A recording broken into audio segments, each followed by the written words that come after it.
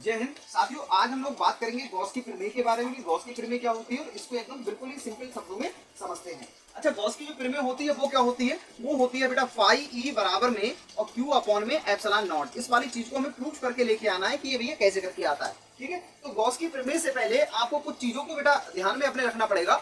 जैसे एक तो वैद्युत क्षेत्र क्या होता है, इलेक्ट्रिक फील्ड क्या होती है, इस चीज के बारे में। दूसरा आपका हो गया वैद्युत फ्लक्स के बारे में, आपको अच्छी नॉलेज होनी चाहिए। वैद्युत फ्लक्स हो गया, ठीक है।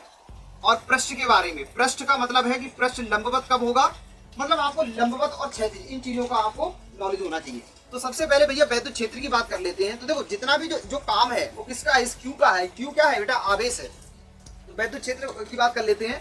कोई भी आवेश है वो अपने चारों ओर, कोई सा भी आवेश सही, वो अपने चारों ओर क्या करता है बेटा, एक फील्ड क्रिएट करता है। ठीक है, उस वाले फील्ड को क्या बोलते हैं हम, इलेक्ट्रिक फील्ड बोलते हैं। एक क्षेत्र बनाता है, ठीक है, और एक ऐसा वातावरण बना लेता है जो कैसा हो, विद्युत हो। ठीक है, तो इसको बोलते हैं हम इलेक्ट्रिक फील्ड। अब बिल्कुल ये कैसे काम करता है, ये बिल्कुल ऐसे काम करता है जैसे इंसान का ऑरा काम करता है। अब भैया ऑरे का काम क्या होता है, ऑरा क्या कहलाता है, व्हाट इज द ऑरा? तो देखिए, जैसे जो हमारी जो थिंकिंग होती है, जो हमारी सोचने की क्रिया होती है, जो भी जो हम अपने काम कर रहे होते हैं, ठीक है, तो उनके द्वारा हमारे शरीर के चारों ओर एक अदृश्य एनर्जी क्रिएट होती है। अब आप इस वाली बात को माने या ना माने बेटा, लेकिन इस वाली बात के लिए अगर साइंस मान रहा है तो हमें भी मानना पड़ेगा। बिल्कुल, क्यों? क्योंकि आवेश क्या है, ये भी क्या है, एक सबसे छोटी इकाई है इलेक्ट्रिक की। ठीक है, तो जब ये आवेश अपने चारों ओर एक अदृश्य फील्ड क्रिएट कर सकता है, तो क्या हम इंसान अपने चारों ओर एक अदृश्य फील्ड क्रिएट नहीं कर सकते? बिल्कुल कर सकते हैं। वही जो अदृश्य फील्ड होता है वो हम इंसानों के लिए कहलाता है क्या, ऑरा। लेकिन इसके लिए क्या बन जाता है, ये इलेक्ट्रिक फील्ड बन जाता है। खैर, अपने मुद्दे पर आइए। तो हम आज इसमें इसी की बात करेंगे। अच्छा, ये क्या होता है? अब वैद्युत क्षेत्र समझ में आ गया। वैद्युत फ्लक्स की बात कर लेते हैं, क्या होता है वैद्युत फ्लक्स, क्या होता है? अगर मान लो इसी वाले इलेक्ट्रिक फील्ड में हम कोई एक सरफेस रख देते हैं, इस तरह से कोई एक पृष्ठ रख देते हैं इस तरह से, ठीक है। अब क्या हो, इसी वाले इस वाले आवेश से भाई क्या निकलेंगे, वैद्युत क्षेत्र का पीरियड। वैद्युत क्षेत्र में क्या होता है भाई, विद्युत बल रेखाएं चलती हैं। क्या चलती हैं? विद्युत बल रेखाएं चलती हैं, जिसको हम समझते हैं। अब देखिए, तो इससे भी क्या निकलेंगे, विद्युत बल रेखाएं निकलेंगी। जितनी भी विद्युत बल रेखाएं इसके लंबवत गुजरेंगी, जितनी भी विद्युत बल रेखाएं इस पृष्ठ के क्या होंगे बेटा, लंबवत गुजरेंगी, वही क्या कहलाएगा, फ्लक्स। क्या कहलाएगा, फ्लक्स। ठीक है, वैद्युत क्षेत्र में स्थित किसी पृष्ठ से लंबवत गुजरने वाली विद्युत बल रेखाओं की संख्या ही क्या कहलाती है, विद्युत फ्लक्स कहलाती है। बात समझ में आ गई? इतना समझ आ गया। अब उसके बाद में तो फिर गॉस ने क्या बोला था हमसे, गॉस ने हमसे यही बोला था कि जैसे हमारे पास में यदि जब कोई एक आवेश है Q, ठीक है, तो इससे निकलने वाला कुल वैद्युत फ्लक्स जो होगा, मतलब इससे गुजरने वाला वैद्युत फ्लक्स, किससे, इससे, इसके चारों ओर क्या बनेगा, एक सरफेस बनेगा। इससे इस वाले सरफेस को क्या कर लिया हमने, मान लिया है काल्पनिक एक ये पृष्ठ है, और यही जो माना गया काल्पनिक पृष्ठ होता है बेटा, इसी को हम बोलते हैं गॉसियन पृष्ठ, गॉसियन सरफेस, गॉसियन सरफेस बोलते हैं। ठीक है, जो हम ये जो पृष्ठ मानते हैं इस आवेश के चारों ओर, वही आपका क्या कहलाता है, गॉसियन पृष्ठ कहलाता है। ये आपका काल्पनिक होता है। तो क्या होता है, इस वाले आवेश से लगातार क्या निकल रही है, विद्युत बल रेखाएं निकल रही है। और भैया हर दिशा में निकल रही है। कैसे निकल रही है, हर दिशा में। ये वृत्ताकार नहीं है, गोलाकार है, ये स्क्वायर है, ना कि सर्कल है। अब वृत्त में और सर्कल में आपको अंतर समझ में आना चाहिए। जैसे आपके पास में एक कोई एक फुटबॉल है, गोल है बिल्कुल एकदम, ठीक है, उस वाले फुटबॉल को हाथ में पकड़ो, ऐसे करके आप देख सकते हैं मेरे हाथ में एक फुटबॉल है, इस वाले फुटबॉल को हाथ में पकड़ो, यहाँ पर रखो और इसके चारों ओर कुछ क्रिएट कर दो। अब उस फुटबॉल को हटा लो, तो चारों ओर क्रिएट करने के बाद में बेटा क्या बन के आएगा, ये बनेगा एक वृत्त। क्या बनेगा, एक वृत्त बनेगा। ये गोला नहीं है, that's not a sphere, that's is only a circle. बात समझ में आ रही है? अब गोला तो फिर क्या होगा, गोला जो हमारे हाथ में है वो क्या है, गोला। अब गोले को इस पे बनाना बेटा पॉसिबल नहीं है, उसके लिए क्या चाहिए, 3D। आप मान सकते हो वृत्त है वो किसी गोले का एक 2D, एक 2 विमीय रूप है, लेकिन जो गोला है वो क्या है, किसी वृत्त का त्रिविमीय रूप है। बात समझ आ गई? खैर, हमारे पास में जो हम बात कर रहे हैं वो ये क्या है, इस वाले आवेश के चारों ओर क्या है, ये बंद है पूरा एक स्फीयर। ठीक है, एक पूरा गोला बन गया है। अब देखो क्या होगा, जब इससे विद्युत बल रेखा निकली, क्योंकि ये क्या करेगा, ये इलेक्ट्रिक फील्ड जनरेट करेगा। इलेक्ट्रिक फील्ड जनरेट करेगा तो क्या निकलेंगी, विद्युत बल रेखाएं निकलेंगी। अब जब इससे विद्युत बल रेखाएं निकलेंगी तो वो कैसे जाएंगी, वो हर दिशा में जाएंगी। कैसे जाएंगी बेटा, हर दिशा में। ठीक है, अब वहीं पर जो साइंटिस्ट थे गॉस, उन्होंने क्या किया, उन्होंने ये वाली बात बता दी कि इस वाले आवेश से कुल कितनी विद्युत बल रेखाएं बाहर निकल रही है। मतलब कि सभी, भाई उस वक्त का जो दौर था वो ये था कि सभी लोग फ्लक्स के ऊपर पड़े हुए थे, क्योंकि आज भी जो है हम अपने जो सीलिंग फैन चलाते हैं उसमें जो मोटर्स होती है उसमें सब क्या काम करता है, इलेक्ट्रिक मोटर्स में क्या काम कर रहा है, दो ही चीज काम कर रही है, एक तो इलेक्ट्रिक फील्ड और दूसरा मैग्नेटिक फील्ड। जो डीसी मोटर है उसमें मैग्नेटिक फील्ड, बाकी जो एसी मोटर है इनमें क्या है आपका इलेक्ट्रिक फील्ड है। अब इलेक्ट्रिक फील्ड किस तरह से, ज्यादातर हम वर्क बेटा अपना फ्लक्स से ही लेते हैं, ठीक है, फ्लक्स ही हमारा काम करता है, मेन पावर वही है। तो बेटा फ्लक्स को पहचानना इसीलिए बहुत ज्यादा जरूरी बन गया। अब इस आवेश से गुजरने वाला मतलब इससे अब ये क्या निकालेगा, ये विद्युत क्षेत्र, ये विद्युत बल रेखा निकालेगा। अब इस पृष्ठ से गुजरने वाला जो कुल वैद्युत फ्लक्स होगा, गॉस ने बताया था इससे गुजरने वाला कुल वैद्युत फ्लक्स किसके कारण, इस वाले आवेश के कारण, वो होगा फाई ई बराबर में इस वाले आवेश का 1/ε0 गुना। ये वाली चीज बताई थी भैया, ठीक है, इसने गॉस ने, इतना सिंपल है।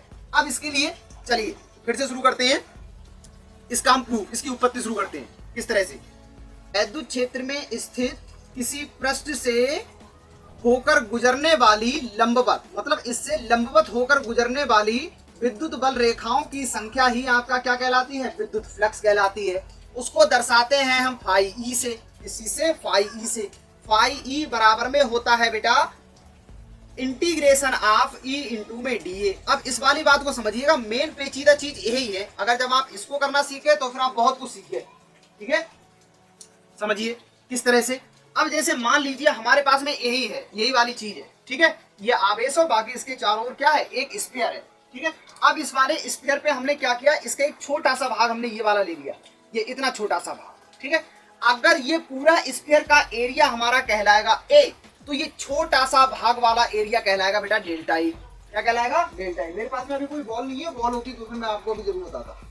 तो ये कहलाएगा, ये आपका क्या डीए, छोटा सा भाग डीए कहलाएगा, पूरा बड़ा वाला भाग क्या कहलाएगा, आपका ए कहलाएगा।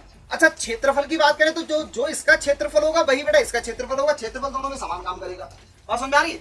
अब उसके बाद में इतना तो हमें पता है कि जो ये काल्पनिक पृष्ठ है, ये काल्पनिक पृष्ठ बना हुआ है, ये किस चीज में है बेटा, इलेक्ट्रिक फील्ड में है। अब इलेक्ट्रिक फील्ड को किस चीज से दर्शाते हैं, ई से दर्शाते हैं। तो अर्थात हमारे कहने का तात्पर्य ये हुआ कि किसी भी बंद पृष्ठ से होकर गुजरने वाली लंबवत विद्युत बल रेखाओं की संख्या है, उसका क्या कहला रही है, उसका फ्लक्स कहला रही है। इतनी बात तो हमारे पल्ले पड़ गई।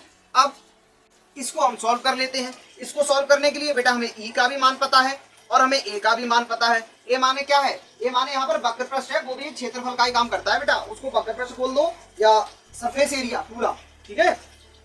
तो हम क्या करेंगे, ई जो है, ई को हम अपना बाहर निकाल लेते हैं। तो फाई ई बराबर में ई आ गया बाहर, इंटीग्रेशन ऑफ अंदर रह गया 1 इंटू में डी ए। अगर आप लोग इंटीग्रेशन करना जानते हो, आप लोग समाकलन करना जानते हो तो बहुत अच्छी बात है, आप लोग इसे समझ गए होंगे। अगर समाकलन करना नहीं जानते हो तो इसी वाले चैनल पर मेरी पूरी मैथ्स की प्लेलिस्ट है पड़ी हुई। तो जो इंटीग्रेशन के नाम से प्लेलिस्ट है ना, आप वहां से कुछ चीजें देख लीजिए, कुछ सवाल वहां के देख लीजिए, आपको पूरा एक अंदाजा लग जाएगा कि भैया इंटीग्रेशन कैसे होता है। आप बेसिक वाला डिफरेंशिएशन सीख लीजिए, बेसिक वाला इंटीग्रेशन सीख लीजिए, ठीक है। ये बच्चों के पास में बायो है और फिजिक्स उनके पास में आ गया, क्योंकि ये इंपॉर्टेंट चीज है, इसलिए हम आपको बोल रहे हैं। तो ये हो जाएगा, अगर हम इसको सॉल्व करते हैं, फाई ई बराबर में ई इंटू में, और जो बेटा वन का ए के सापेक्ष जो इंटीग्रेशन होगा वो हो जाएगा आपका ए। वन का ए के सापेक्ष इंटीग्रेशन क्या हो जाएगा, ए हो जाएगा। अब इसको समझते हैं। चूंकि हम एक बात जानते हैं बेटा, क्या, कि जो ई होता है, ई बराबर में क्या होता है, वैद्युत क्षेत्र 1 अपॉन में 4 पाई एप्सिलॉन नॉट इंटू में क्यू अपॉन में, और क्या आ गया बेटा आपका आर स्क्वायर, ठीक है। और ई, और जो ए होता है, ए क्या है, ये सरफेस एरिया किस चीज का। अब ये जो है, ये क्या है, आप एक गोला है तो स्फीयर का सरफेस एरिया क्या होता है, वो होता है बेटा पाई आर स्क्वायर। क्या होता है, पाई आर स्क्वायर। अच्छा, जो ये वाली जो आर है दिया हुआ, ये वाला आर किसके लिए है, ये वाला आर की इस वाले सरफेस एरिया से ये वाला जो आवेश है वो कितनी दूरी पर है, आर दूरी पर है। और समझ में आ रही है, सभी के मान लगा दो। इसीलिए हमें यहाँ से मिल जाएगा फाई ई बराबर में, ई का वैल्यू लगाओ 1 upon 4 pi epsilon not into में क्यू अपॉन में आर स्क्वायर इंटू, और यहाँ पर एक ही जगह बेटा मान लगा दो। अच्छा हाँ, एक ही जगह, एक थोड़ा सा यहाँ मिस्टेक हो रहा है, ये पाई आर स्क्वायर नहीं होगा, ये 4 पाई आर स्क्वायर होगा। किसके लिए, ये बेटा गोले के लिए। किसके लिए, गोले के लिए। गोले का जो आयतन होता है वो क्या होता है, 4/3 पाई आर क्यूब। लेकिन जो इसका जो क्षेत्रफल होता है या पृष्ठीय क्षेत्रफल होता है या वक्र पृष्ठ होता है, वो होता है आपका 4 पाई आर स्क्वायर, ठीक है। तो वो हो जाएगा इतना। देखो हमने ई का तो मान लगा दिया, अब किसका मान लगाना है, हमें ए का मान लगाना है, इंटू में 4 पाई आर स्क्वायर। भाई वाह, 4 पाई। अब आर स्क्वायर से आपका आर स्क्वायर कट गया, 4 पाई से 4 पाई कट गई, तो पाई ई बराबर में बचेगा आपका क्यू अपॉन में एप्सिलॉन नॉट। यही वाली जो होती है वो होती है आपकी गॉस की पीरियड, ठीक है। ये जो होती है वो क्या होती है आपकी गॉस की फिल्में। पूरा समझ में आ गया आपको? वैद्युत फ्लक्स समझ में मतलब समझ में आना चाहिए, उसका आपको ये डेरिवेशन पता होना चाहिए। और वैद्युत फ्लक्स के बाद में फिर फटाफट हम उसको ई की जगह ई का मान लगाया और ए की जगह आपने ए का मान लगाया, पूरा जो है वो आपका कैलकुलेट होकर के आ गया और यही हो गई आपकी गॉस की फिल्में। समझ में आया? समझ में आया हो तो वीडियो को लाइक कीजिएगा और हमारे साथ में बने रहिएगा, चैनल को कीजिएगा सब्सक्राइब। इसी के साथ मिलते हैं अपने नेक्स्ट वीडियो में, तब तक के लिए जय हिंद।